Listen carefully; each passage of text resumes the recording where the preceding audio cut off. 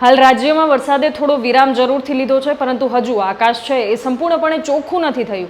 ત્યારે આગામી દિવસોની અંદર વરસાદની શું સ્થિતિ રહેવાની છે?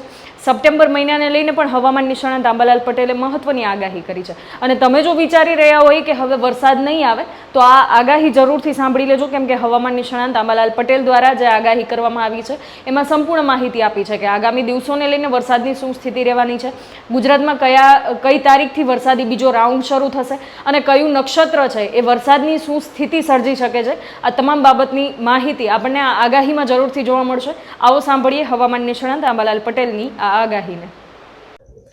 આગામી 48 કલાકમાં રાજ્યના ભાગમાં વરસાદ થવાની શક્યતા રહેશે. અમદાવાદ, ગાંધીનગરના ભાગમાં પણ વરસાદ થવાની શક્યતા રહેશે.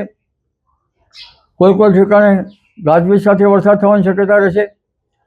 અને લગભગ પંચમહાલના ભાગો, છોટાઉદેપુરના ભાગો, દાહોદના ભાગોમાં વરસાદ થવાની શક્યતા રહેશે. વડોદરાના ભાગોમાં પણ વરસાદ થવાની શક્યતા રહેશે. મધ્ય ગુજરાતના ભાગોમાં વરસાદ થવાની શક્યતા રહેશે. ખાસ કરીને સાબરકાંઠાના ભાગો અને અરવલ્લીના ભાગોમાં વરસાદ થવાની શક્યતા રહેશે. પૂર્વ ગુજરાતના ભાગોમાં વરસાદ થવાની શક્યતા રહેશે. આ ઉપરાંત પાટણ સમેત હારીના ભાગોમાં કંઈક વરસાદ થવાની શક્યતા રહેશે. અને લગભગ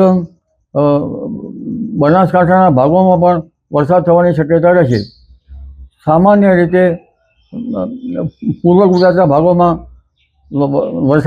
વરસાદનું પ્રમાણ 3 ઇંચ કે 4 ઇંચ જેવું કુલ વરસાદનું પ્રમાણ રહી શકે. એટલે ખેડૂત ભાઈઓને આ વરસાદથી પાકને જીવતદાન મળી શકે.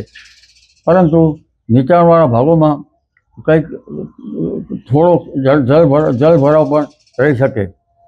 આ ઉપરાંત દક્ષિણ સૌરાષ્ટ્રના ભાગોમાં વરસાદ થવાની શક્યતા રહેશે. સૌરાષ્ટ્રના અલગ અલગ ભાગોમાં વરસાદી ઝાપટા પડવાની શક્યતા રહેશે. તેમજ દક્ષિણ ગુજરાતના ભાગોમાં વરસાદ થવાની શક્યતા રહેશે.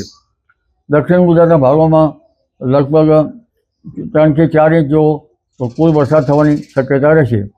એટલે હમણાં આગામી તારીખ 13 સુધીમાં ગુજરાતના ભાગોમાં, સૌરાષ્ટ્રના ભાગોમાં વરસાદ થવાની શક્યતા રહેશે. ઉત્તર સૌરાષ્ટ્રના ભાગોમાં પણ વરસાદ થઈ શકે. સુરેન્દ્રનગરના ભાગોમાં, ધાંગધ્રાના ભાગોમાં, હળવદના ભાગોમાં પણ વરસાદ થઈ શકે. એટલે આ વરસાદ અલગ અલગ ભાગોમાં થવાની શક્યતા રહેશે. અને આ ઝાપટાથી કોઈ ઊભા કૃષિ પાકોને ક્યાંક જીવતદાન મળી શકે. જ્યાં વરાપ નથી થઈ ત્યાં થોડીક હરકત આવી શકે.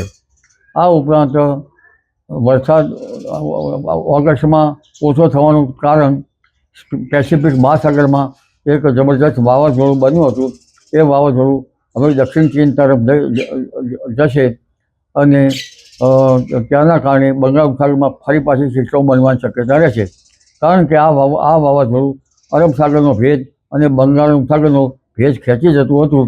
એટલે ઓગસ્ટમાં હમણાં લગભગ સારો વરસાદ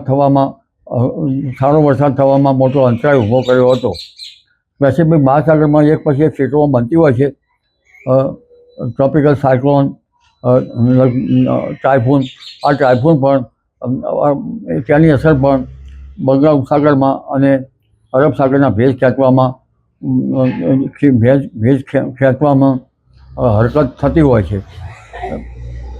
ત્યારબાદ હજુ વરસાદ ગયો નથી. સપ્ટેમ્બરમાં પણ વરસાદ થવાની શક્યતા રહેશે. સપ્ટેમ્બરમાં ભારે વરસાદી ઝાપટા પડવાની શક્યતા રહેશે. 2 થી 8 સપ્ટેમ્બરમાં પણ વરસાદ થવાની શક્યતા રહેશે. તે પૂર્વે જોવા જઈએ તો ઓગસ્ટમાં લગભગ પાછલા દિવસમાં વરસાદ થવાની શક્યતા રહેશે. તારીખ 23 ઓગસ્ટથી વરસાદ થવાની શક્યતા રહે. તારીખ 25 થી 28 ઓગસ્ટમાં વરસાદની વધવાની શક્યતા રહે. અને આ વરસાદ જે છે એ ગુજરાત, સૌરાષ્ટ્રના ભાગોમાં અને દક્ષિણ ગુજરાતના ભાગોમાં પણ થઈ શકવાની શક્યતા રહે. પરંતુ તારીખ 31 ઓગસ્ટ પછીનું વરસાદી પાણી સારું ગણાતું નથી.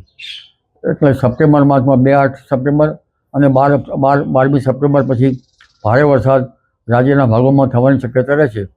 અને દરિયામાં સિસ્ટમો પણ બનતી જશે. જી.